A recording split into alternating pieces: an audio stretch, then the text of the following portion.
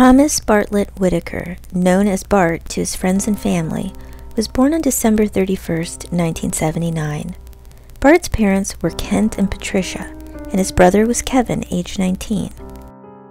The Whitaker family was well known in their community in Sugar Land, Texas, as successful and upstanding. Despite having some troubles in his past, Bart was now on the straight and narrow, finishing his final exams and about to graduate from college with honors and a degree in criminal justice. On the night of December 10, 2003, the family went to celebrate Bart's upcoming graduation by going out to a nice dinner. Bart was gifted a Rolex watch, they took pictures, enjoyed some dessert, and headed home. Little did they know what horrific events were about to unfold.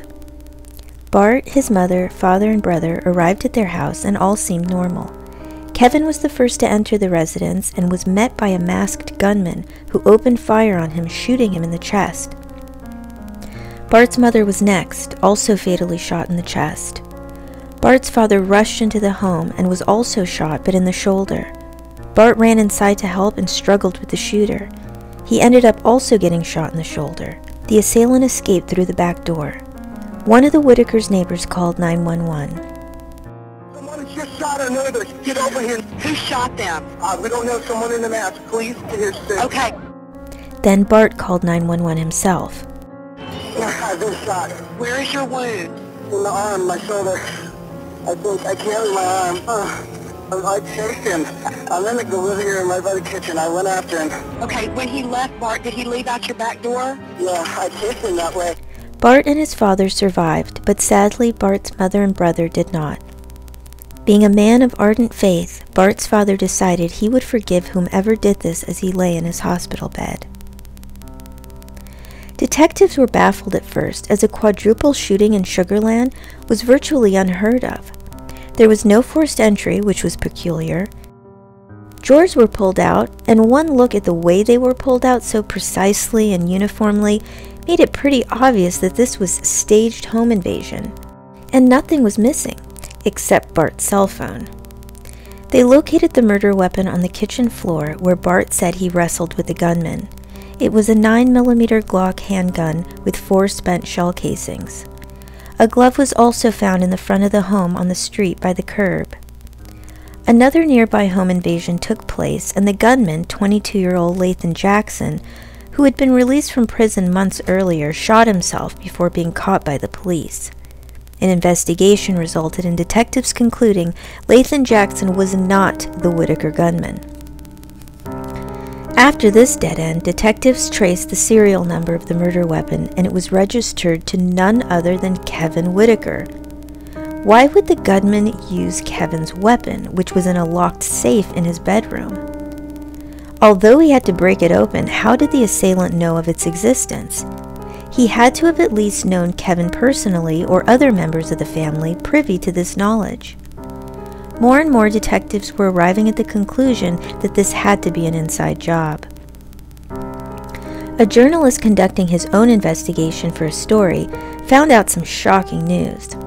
The university where Bart was about to graduate from revealed Bart was no longer attending, and that he had dropped out years ago. Bart was just using his tuition money to party, and he was never questioned by his trusting parents. So not only did Bart lie about graduating with honors, he wasn't graduating at all. He wasn't even enrolled in school. After Bart was exposed as a con artist, a classmate told investigators a bombshell. He claimed that Bart tried to get him to kill his parents 2 years prior. He was able to draw a map detailing where and when he would lie in wait and shoot Bart's family members. It matched the crime scene. It was clear he was not the shooter since he was in another city on the night in question, but the fact that he knew these details and didn't commit the crime led detectives to believe Bart had gotten some other stooge to do the dirty deeds. Investigators decided to speak with 2 of Bart's classmates and best friends, since they were most likely to be the ones Bart would recruit to help him. Chris Brashear, Bart's roommate, and Stephen Champagne, who lived on the same floor. Scent samples were taken from both men. Scent dogs connected Chris Brashear and not Stephen Champagne to the evidence at the scene. But like lie detector results, scent lineups are not admissible in court. But it did convince detectives that they had their shooter.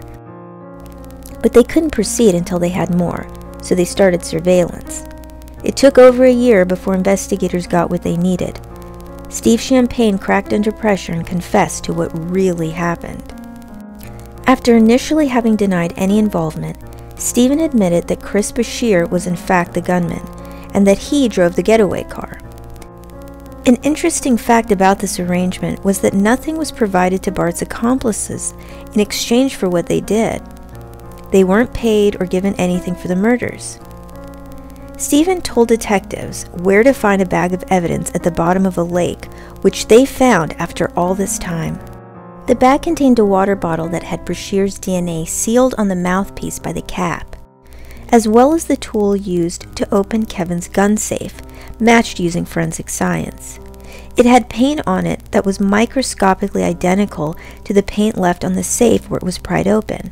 The bag also had Bart's cell phone and a few 9mm bullets. It was a treasure trove of evidence. The cat was out of the bag, and Bart was not only exposed as a fraud, but also the mastermind of these horrific crimes. It was time to get Bart, but where was he? It turns out he fled to Mexico to evade arrest. He started a new life under the name Rudy Rios, the name of another of his classmates. He remained there for 15 months before Mexican authorities who were working with the U.S. government arrested him. He now had to face the music in the States.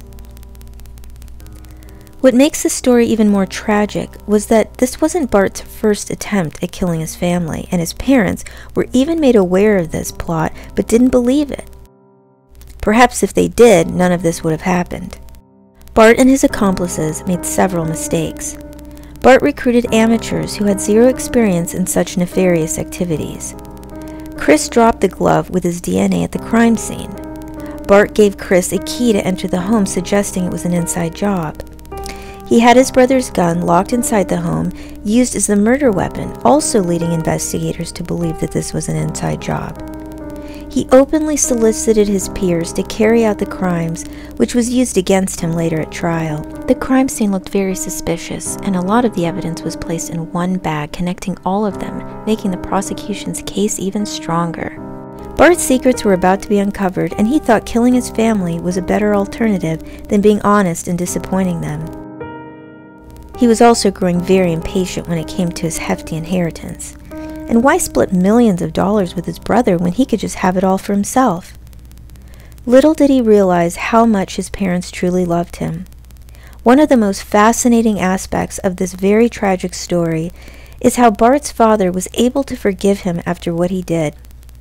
He forgave the assailant before he even knew who it was, and maintained it when he discovered it was his own son who was responsible.